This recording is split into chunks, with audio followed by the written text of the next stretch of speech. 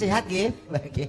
Alhamdulillah Dek. Alhamdulillah. Alhamdulillah kendeng tapi ngangkat aduh lah. Alhamdulillah nggih. Mangan itu Dek ngene.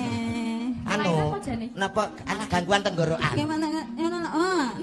Oh niku mungkin nek bakda pementasan mawon kula paringi resep niku saged diparingi oplok-oplok niku apa?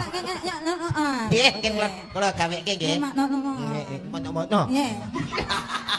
Salah. Sampean yo romantis kaya Mas Komet. Nek romantis lho piye? Lho, yo tak gandrung no wong lanang kok padakne. Ilate siku kok.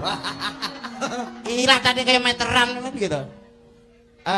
Kalau boleh tahu namanya siapa tadi?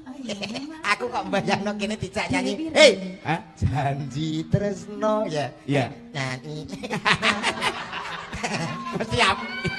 Mesti api. Api paling. Lah iya. Wong kowe pengkhianat milihne beresiko kok.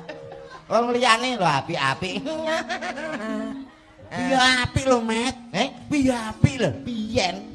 Lho, lah saiki mbok nyek elek ngono. Nggih. Api-api nggih. Bojone sampean nggih anu nderek negeri. Alhamdulillah Dek. Nenek nggih. Ampun ditinggal mungkin kontol tikus. Nggih, mboten kok tinggal.